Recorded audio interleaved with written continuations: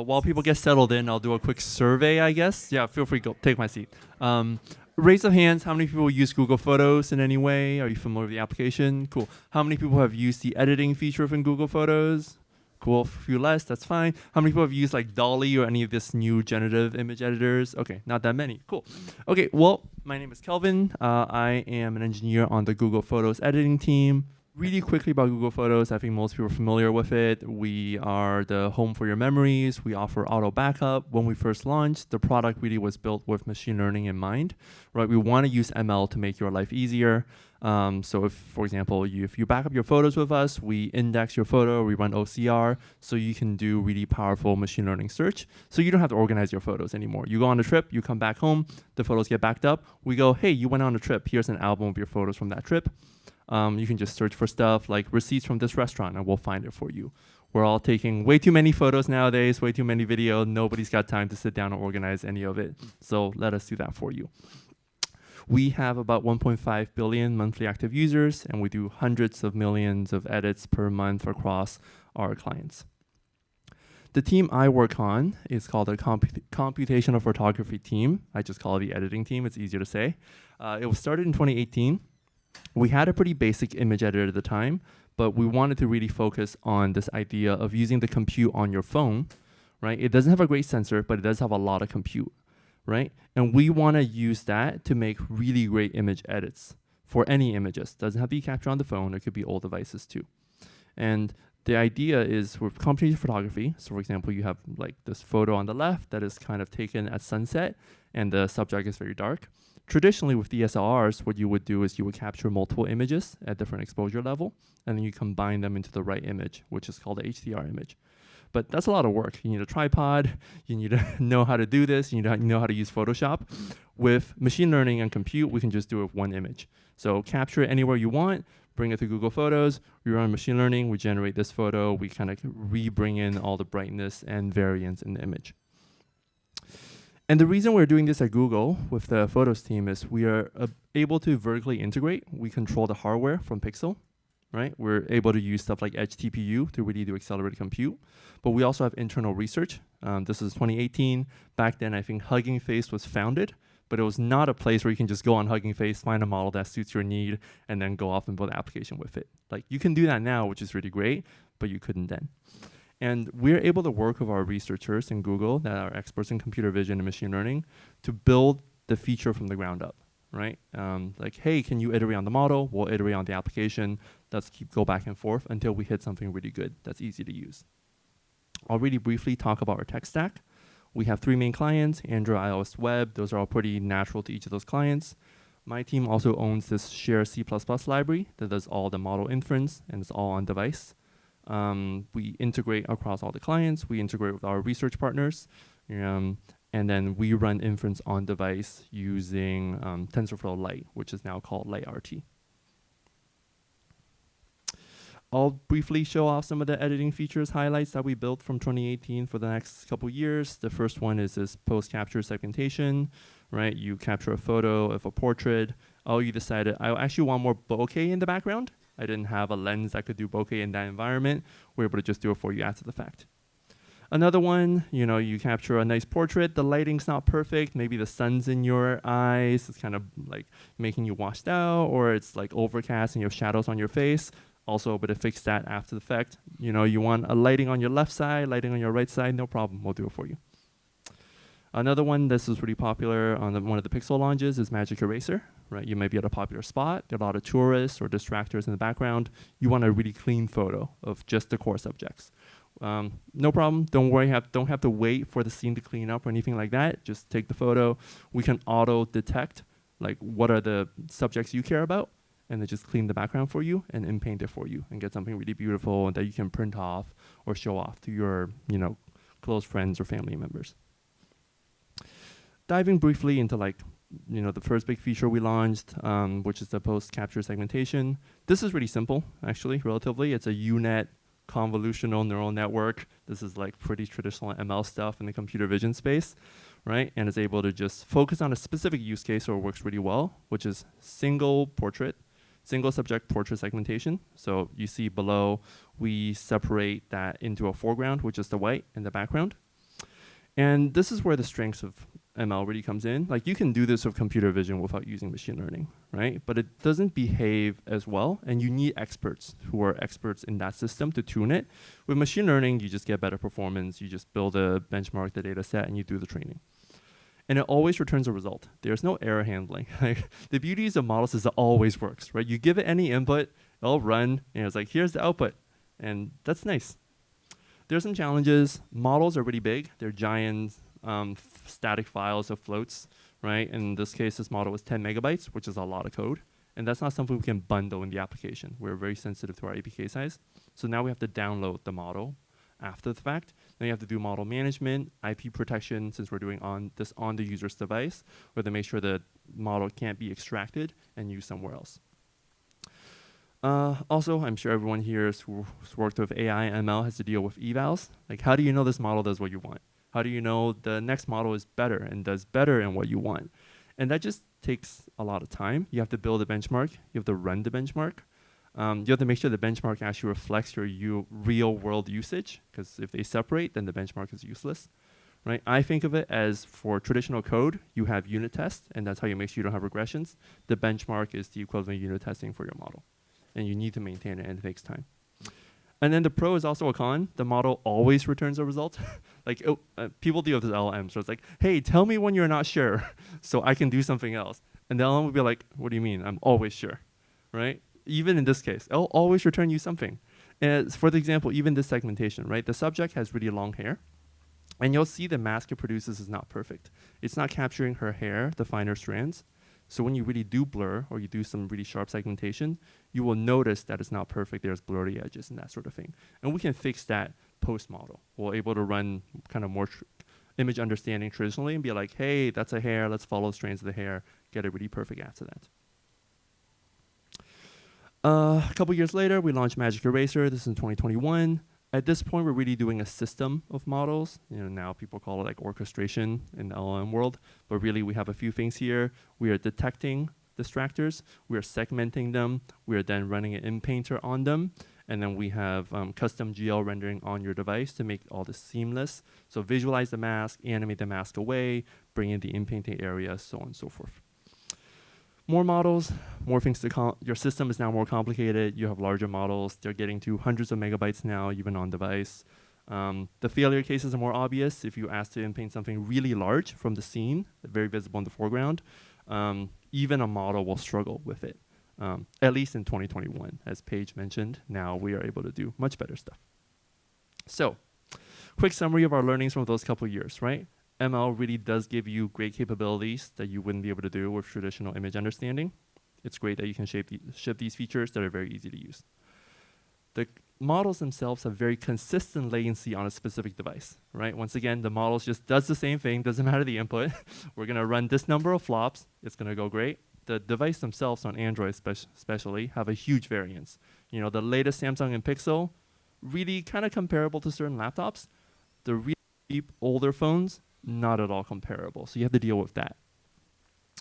And then once again, going back, like we really had this great relationship with our researchers, some of which is now in DeepMind, right? Being able to talk to them early. It's like, hey, we have a use case. Our users want to be able to do certain things.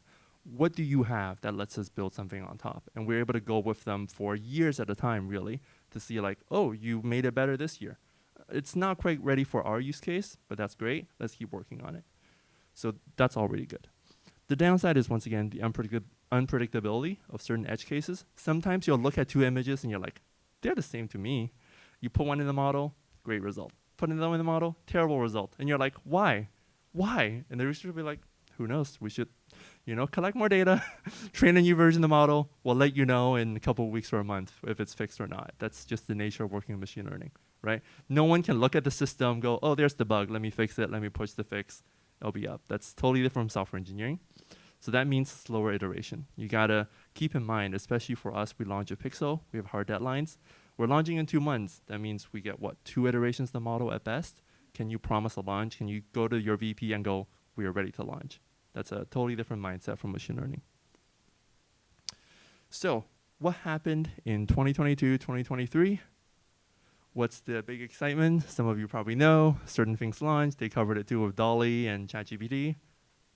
AI, generative AI, generative AI, generative AI, AI as AI, AI, AI, AI, AI, AI, AI, AI, AI, AI. It uses AI to bring AI, AI, AI, AI, AI, AI, generative AI.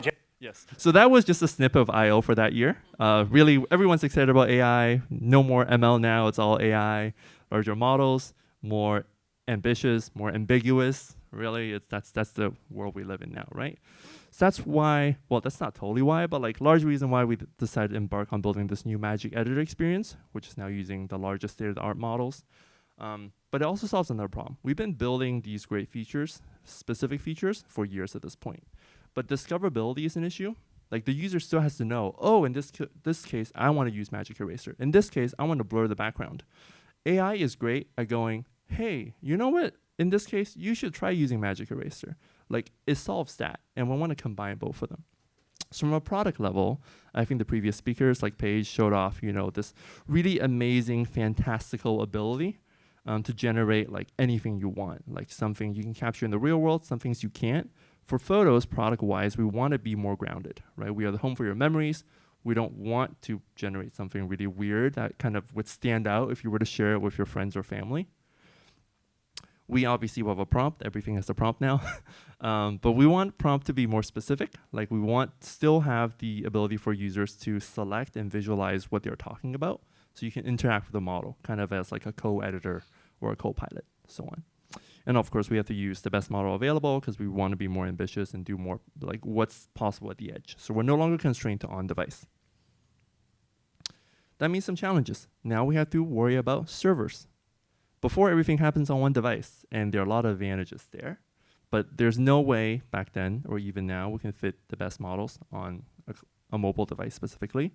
Two, the problem space is really big. Like it's great to say, we want to build the best GenAI image editor. And you're like, great, what does that mean?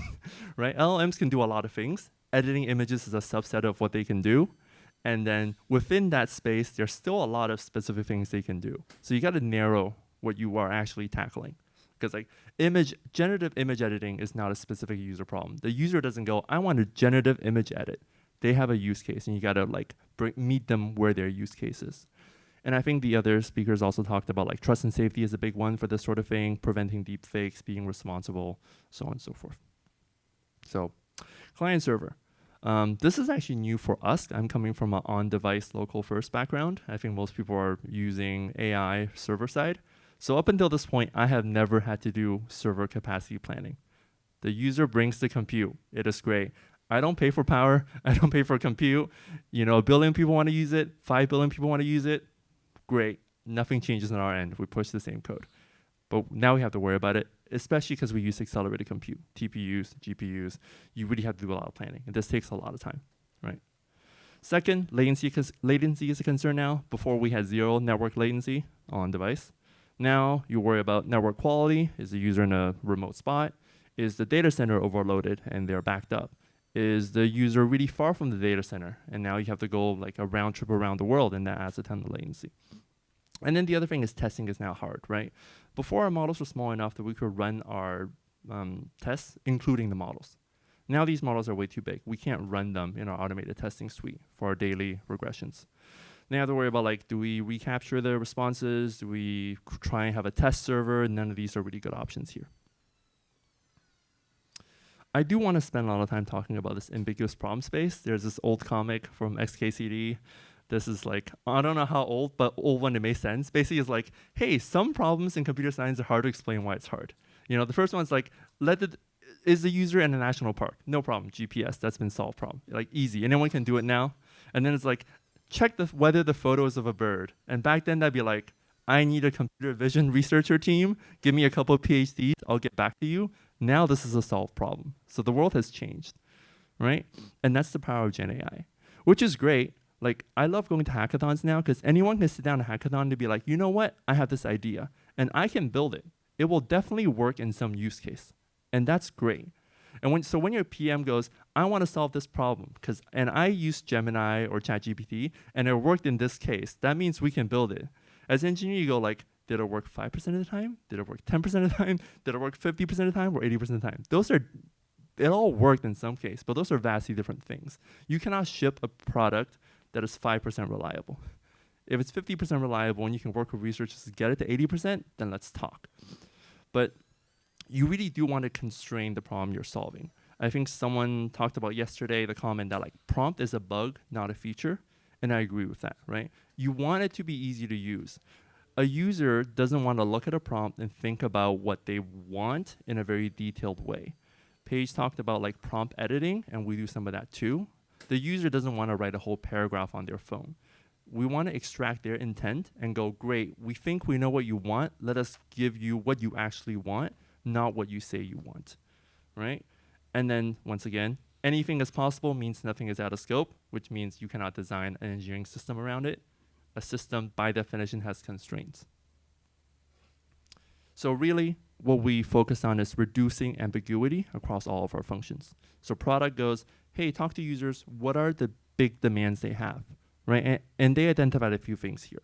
One, the ability to move things within the image, to relocate, right, seamlessly. Another, reimagining some of the scenes. So this is like the left side is the real part. It was a very gray sky, kind of boring. Reimagine the background to be something more exciting. And then we had eraser before, but now we can do better erase because we're no longer constrained to the device capabilities. So here it's not just erasing the drink itself, but also the reflection of the drink. So it actually feels more natural. And then we work with research to highlight those or train specific models for those use cases so they're more efficient, more accurate, easier to use. And then we build the UX and the software engineering on top to guide users to those cases so they work really, really well so you can rely on them. And then for the other use cases, we kind of just take the advantage of LLMs, which tend to hallucinate. But in our case, we'll just give you multiple responses. The hallucination is a feature. The good thing is we work in a creative space. There's no correct. It's not like code. There's no compilers, right? It's like, if you see something you like out of these choices, great, take it, go with it. Trust and safety, obviously, this will never be perfect. This is not a world where we just go, this is the correct answer 100% of the time. You want to aim for certain precision or recall. Right? And you have to manage the expectations of your users, of journalists, of media, of your internal stakeholders to be like, we are doing what we can. We're preventing the really bad cases, but this is something we're going to always keep going on. It's ambiguous. The language itself is ambiguous. The prompt could be like, the view from the mountain was sick. You should make it look like that. What does sick mean? Would the LLM make sure it interprets sick in the way they meant and not in the they were unhealthy way? Like, that's just how human language works, and that's why we have code. So my learnings on working with AI, once again, is like, to me, AI engineering is just software engineering, but with machine learning or ML on top. And to me, ML is this great power, but it also adds a lot of randomness into your system. And as engineers, our job is to reduce that randomness and kind of bring things back to a deterministic, repeatable way, so you can actually have repeatable outcomes that like provides value to your users in some way. Right? So build evals, use your evals, make your evals faster to run, and then once you have a useful value in production, go from a large model that can probably do way too much and is doing way too much compute for your use case and replace it with a smaller model, faster model, more efficient model, whether that's through model distillation or you find a more efficient model, or you can even replace it with traditional engineering without ML, all great stuff. The main point is to be able to move faster, right? Fast iteration means more tries, means you get better improvements in your product. And then for what's next for us, we announced last week at the Google Photos 10-year anniversary, we're rebuilding the editor from the ground up to be AI first. So once again, really fulfilling that vision of we are meeting you where you are. You can tap on your image, we'll surface the relevant edits, you can kind of adjust where they are, and you can use AI as part of that tool if you want, or the AI can use deterministic tools to do better edits. I'm almost at time. This is more my personal view. Like, where will we be in 2 years? I don't know. You talk to different researchers, they have different views on AI progress. I think Paige talked about, like the Gemma Nano on-device model now that was just released is as good as the Pro model of the last version of Gemini. I hear that too. That's a very exciting world to me to bring things back on device. Or who knows, maybe Gemini 4 and these things keep increasing and the Nano version is one step behind. That's an interesting part too. Or maybe we have no progress. But either way, being able to iterate quickly and having really good benchmarks so that you can know what to change is always important. So we should just focus on that. And I think that's my time. If you want to contact me, that's my contact, and I'll be here afterwards to talk. Thanks, Kelvin.